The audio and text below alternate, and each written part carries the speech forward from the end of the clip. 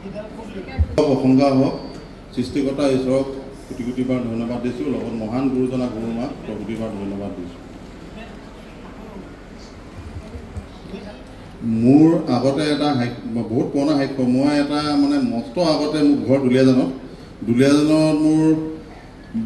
মই বহুত ডাঙৰ জুৱা খেল খেলিছিলোঁ।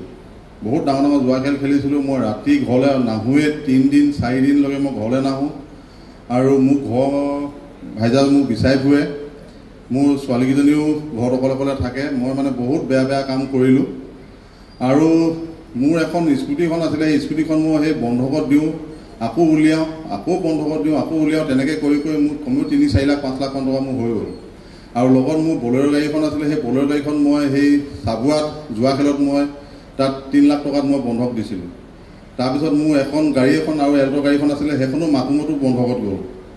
তেনেকৈ কৰি মানে মই বহুত বেয়া কাম কৰিছিলোঁ আৰু মোৰ ঘৰখন পূৰা ধ্বংসৰ পথলৈ গৈ আছিলে। কিন্তু মোৰ মানুহজনীয়ে আহি থাকে এই আমাৰ দুৰ্গদলং প্ৰাৰ্থনা গৃহলৈ আহি থাকে, কিন্তু মই ভালকৈ নাজানো যে কি বস্তু হয়, কি কথা হয়।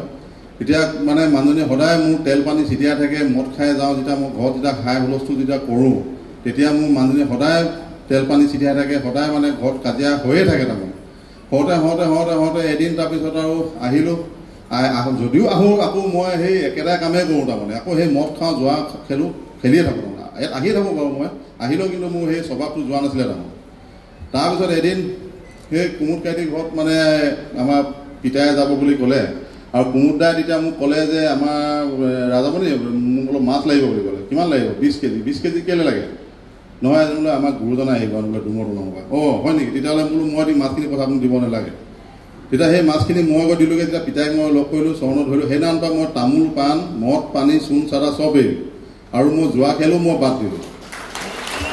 তাৰপিছত সেই জুৱা 31 তাৰিখে হেনো দেওবাৰ আছিলে, পিতাই ভাত খোৱালৈ পিনে মোক ক'লে যে ৰাজামণি তই ভাত খোৱাটো কম কৰ। মই কোৱা কথাটো কৈছোঁ, কিন্তু পিছত বেমাৰ চেমাৰ হ'লে কিন্তু বৰ দিগদাৰী হ'ব। পিতাৰ কথাটো মানে মই ক'লে যদিও পিতাৰ কথাটো ক'ত মানে মই পেটে মানিব লাগিব। এতিয়া কথাটো হ'ল কি, মই দেওবাৰেও ভাত খাইছোঁ, তাৰপিছত সোমবাৰেও ভাত খালোঁ, মঙলবাৰ দিনাখনো খালোঁ।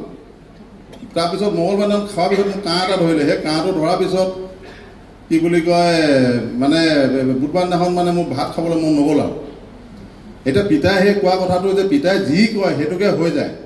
আৰু পিতাই সেই কথাটো ক'লে যদি মানে মই ইমানটা মানে মই ভবা নাই, মই ভাত খোৱাটো কেনেকৈ কমাই দিম। মই ভাত খাবলৈতো মোৰ ঘৰত অকল ভাত খোৱাৰ লগত মোৰ কাজিয়া হৈয়ে থাকে। তাৰমানে অকল ভাত খোৱাৰ লগতে কাজিয়া হৈ থাকে, আনটো একো নহয়। মাছ মাংস ভাতৰ লগতে মোৰ কাজিয়া হৈ থাকে।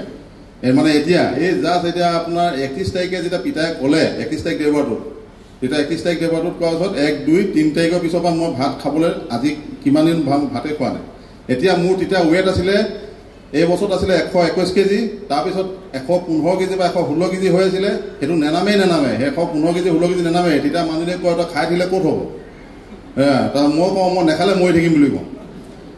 তাৰপিছত এতিয়া কি হ'ল, এতিয়া আপোনাৰ নেখাই মই আজি খালী পেটত আজি আকৌ জুখি আহিছোঁ 109 কেজি হ'ল। সেইটোৱে মোৰ সাক্ষ্য আছিলে।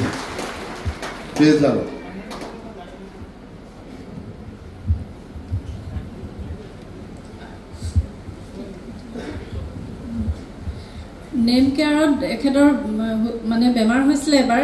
গুৱাহাটীলৈ নিয়াৰ পিছত ডক্টৰে চেকআপ কৰাৰ পিছত কৈছিলে আপোনাৰ ৱেটটো কমাব, 121 কেজি আছে, 10 কেজি কমাবই লাগিব বুলি ক'লে। তাৰপিছতো মানে খোৱা কমোৱা নাছিলে। এতিয়া পিতাইক সদায় মই প্ৰাৰ্থনা কৰোঁ ভাত খাওঁতে, কেলে ইমান খাই কাজিয়া মানে তৰ্কাতৰ্কিয়ে হয় আৰু খোৱাৰ সময়ত। তাৰপিছত এতিয়া সেইদিনাখন পিতাই কোৱাৰ পিছতে মানে ভাত খাবলৈ একেবাৰে এৰি দিলে। আচৰিত, মই পিতাইক কোটি কোটি বাৰ ধন্যবাদ দিছোঁ আৰু প্ৰভু যীশুক কোটি কোটি বাৰ ধন্যবাদ দিছোঁ।